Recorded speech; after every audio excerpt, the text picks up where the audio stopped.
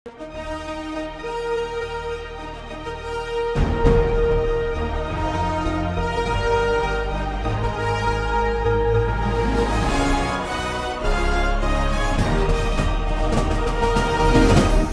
பார்த்து கொண்டிருப்பது உங்கள் ஜாஷ்வா டிவி. சகல ஜனங்களுக்கும் நற்செய்தி.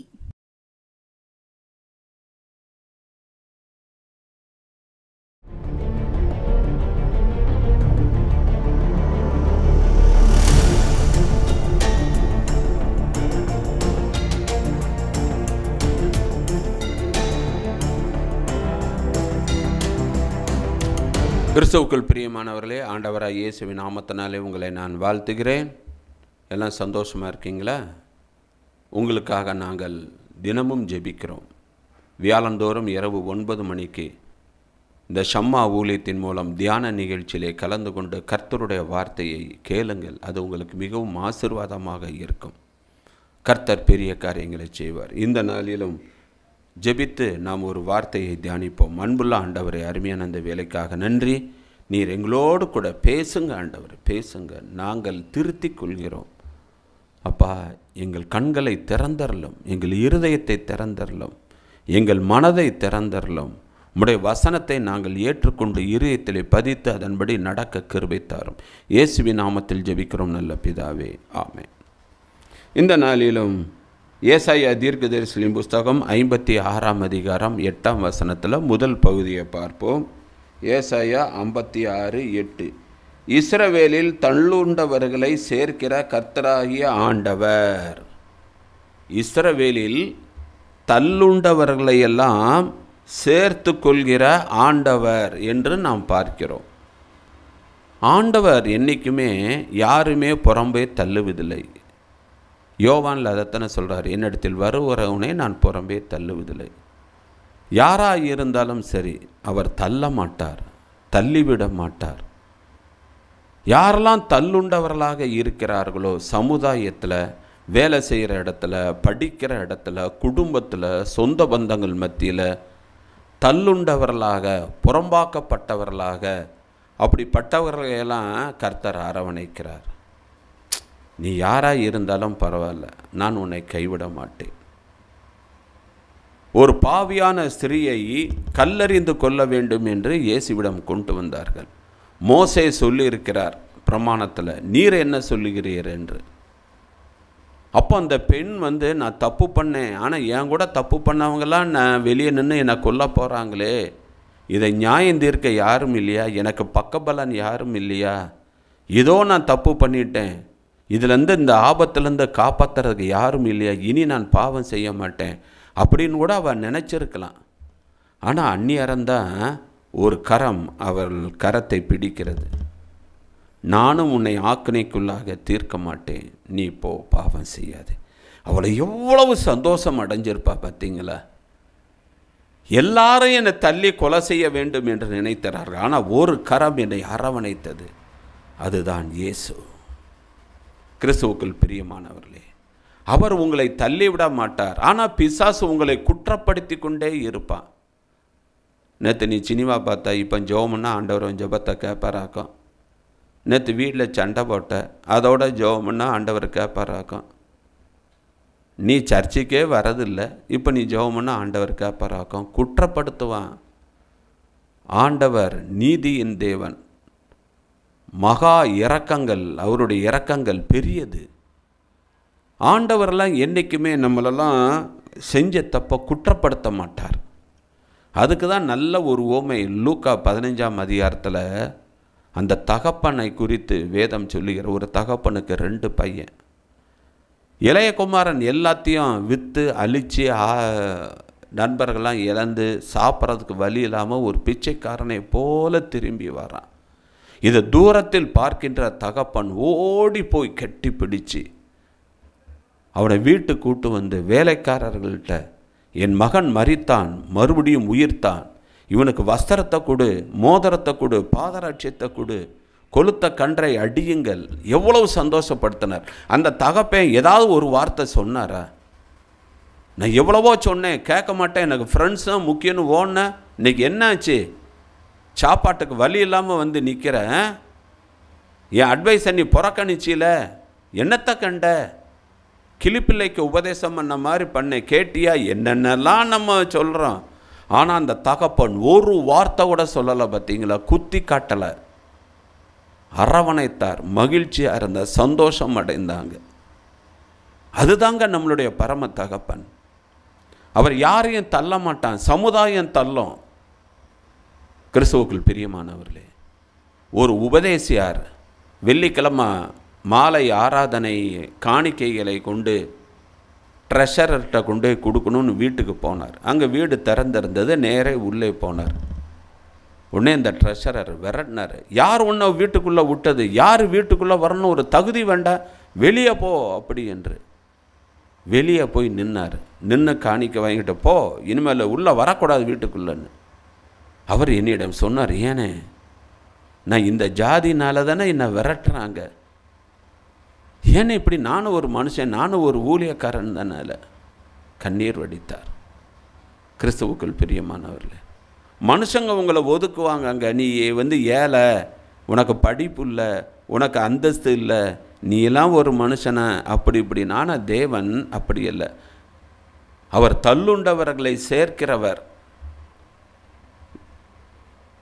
சமுதாயத்தில் புறக்கணிக்கப்பட்ட அந்த தொழுநோயாளிகள், அநாத பிள்ளைகள், உடல் ஊனமுற்றோர்கள், குக்கிராமத்து மக்கள், சேரிவார் மக்கள் எல்லாரையும் அவர் அரவணைக்கிற தேவன். சமுதாயம் அவங்கள புறக்கணிக்கல. வீட்டுக்குள்ளே வராத, ஹோட்டலுக்கு வராத, ஊருக்கு வெளியே போ, விரட்டலாம். ஆனால் தேவன் அவங்கள அரவணைக்கிறார்.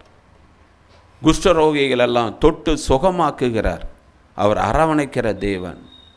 தாய் தகப்பன் மறக்கலாம், ஆனால் தேவன் மறக்க மாட்டார். தேவன் உங்களை அரவணைத்து கொள்வார்.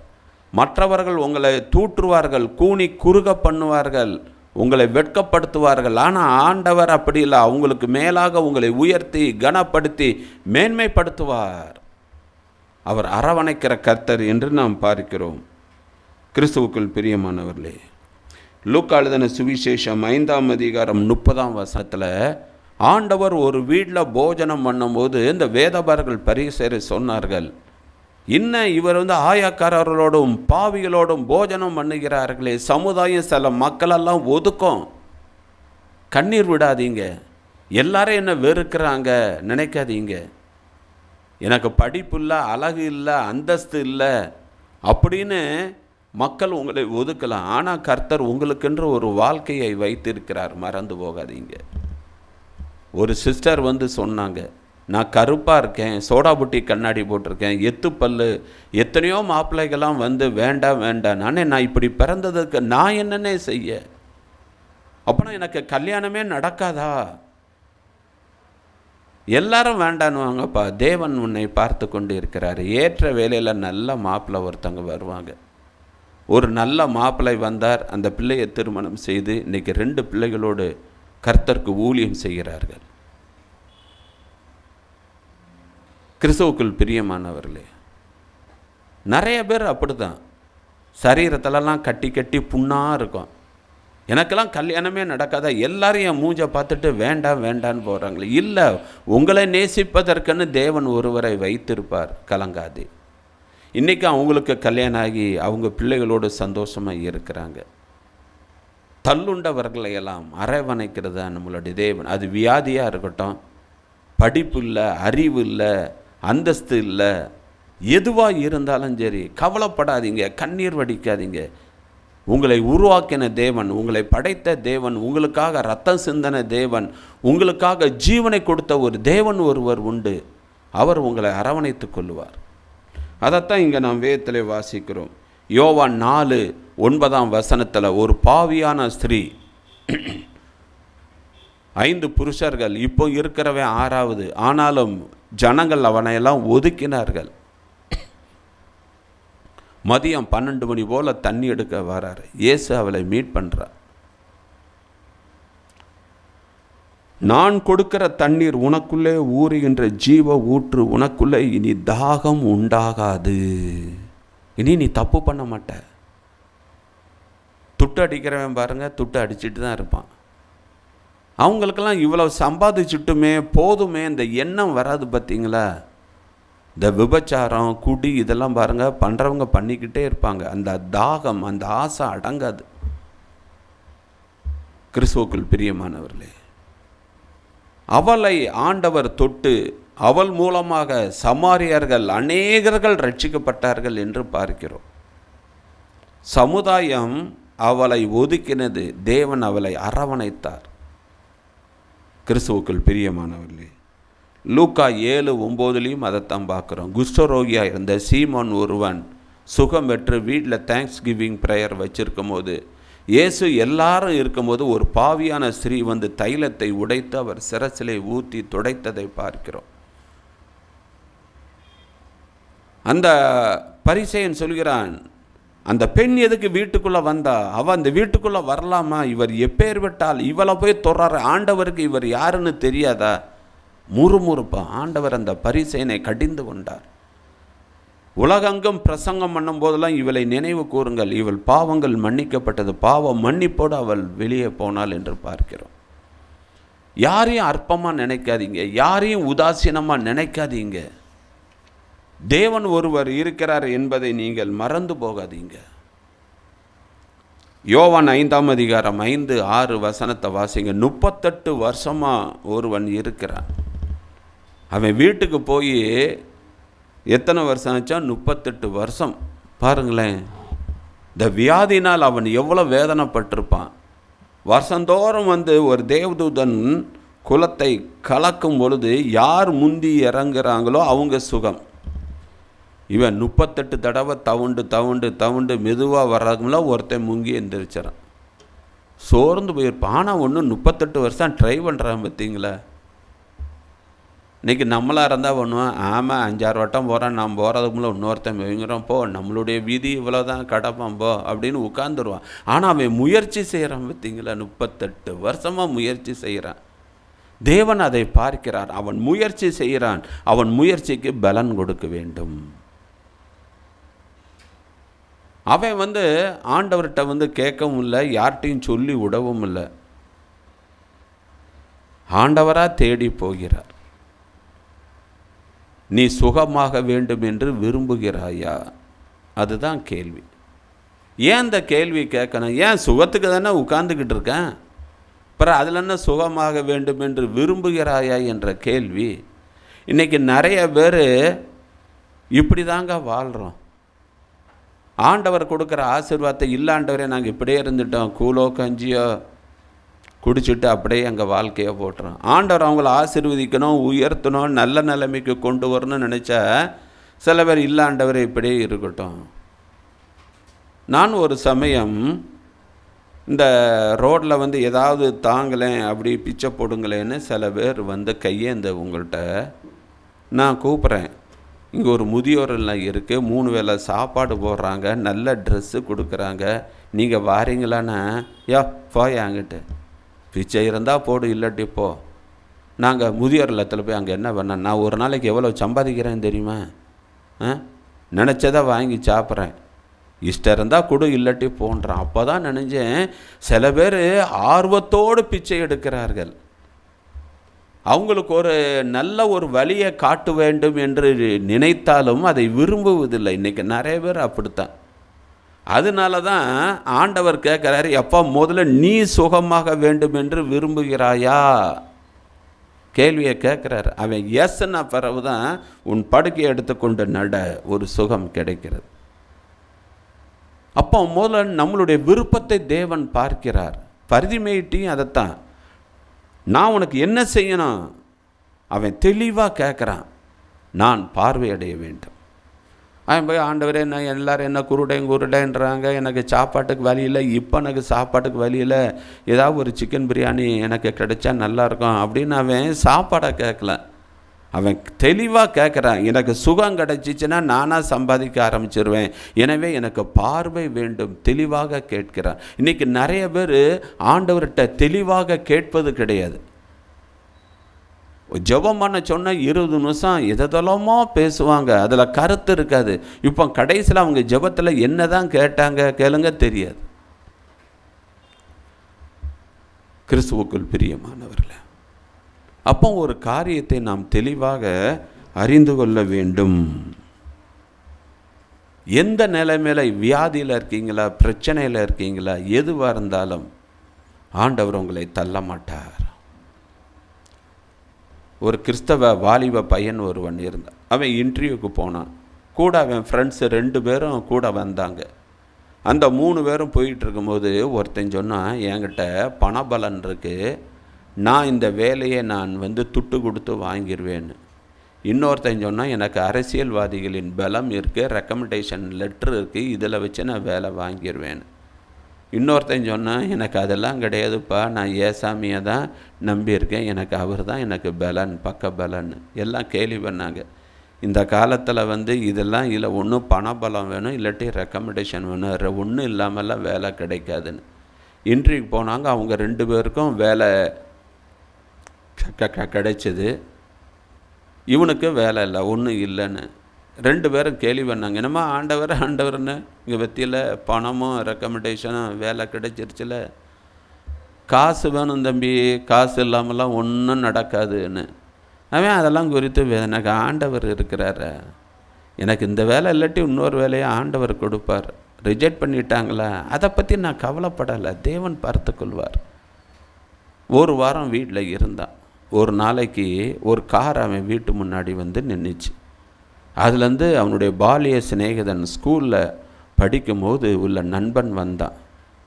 2 பேரும் பேசுகிறாங்க, இனி என்னடா பண்ணுறான்னு. படித்து முடிச்சுட்டு ஒவ்வொரு கம்பெனிக்காக இன்டர்வியூ போகிறேன்டா, எல்லாம் பணம் கேட்குறாங்க, இல்லாட்டி ரெக்கமெண்டேஷன். எனக்கு யார் இருக்கா, எனக்கு ஆண்டவர் தான் இருக்கிறாரு. எல்லாரும் என்னை வெறுக்கிறாங்கடா, என்கிட்ட வேலை இல்லை, என் கையில் காசு இல்லை, பழக மாட்டுறாங்க, எல்லோரும் ஒதுங்கி போகிறாங்க, ரோட்டில் என்னை பார்த்தாலும் மூஞ்சை திருப்பிட்டு போகிறாங்க. சரி, எனக்கு ஆண்டவர் ஒரு நாள் எனக்கு நல்ல வேலை கொடுப்பார் அப்படின்னு அவன் சொன்னான். சரி, இப்போ நான் வந்த காரியம் என்னென்னா, நான் பிஸ்னஸ் பண்ணுறேன், உனக்கு நல்லா தெரியும். எனக்கு ஃபாரினில் வேலை செய்ய அடுத்த பிரான்ச்சு போட்டு எங்கள் அப்பா நீ அதை பாருன்ட்டார். இப்போ இங்கே லோக்கலில் இந்த வேலையெல்லாம் பார்ப்பதற்கு நல்ல ஒரு ஆளை தேடி இருக்கும்போது திடீர்னு ஞாபகம் வந்துச்சுடா, நீ உண்மையாக இருப்பா, கரெக்டாக இருப்பா, பெர்ஃபெக்டாக இருப்பா, பணத்து மேலே ஆசைப்பட மாட்ட, இப்படிப்பட்ட வேலை உள்ளவனு தான் தேவைன்னா உன்னை தேடி வந்தேன், நீ ஆஃபீஸில் மேனேஜராக இருக்கியா அப்படின்னு. வாரேன், ரைட் ஓகேன்னு. மறுநாள் ஆஃபீஸுக்கு போனான். ஸ்டாஃப் எல்லாரும் இருந்தாங்க. எல்லாத்திட்டையும் இன்ட்ரொடியூஸ் பண்ணாங்க, இனிமேல் தான் இவன் உங்களுக்கு மேனேஜர் அப்படின்னு. ஒவ்வொரு இவன் production department, even sales department introduce பண்ணும்போது இவங்க 2 ஃப்ரெண்டும் அங்கே இருக்காங்க. அப்பொழுதுதான் சொன்னார், கர்த்தர் என்னை உயர்த்தவில்லையா, கர்த்தர் என்னை மேன்மைப்படுத்தவில்லையா, எல்லாரும் என்னை வெறுத்தீங்க, ஆனால் கர்த்தர் என்னை தள்ளவில்லை, கர்த்தர் என்னை அரவணைத்தார்.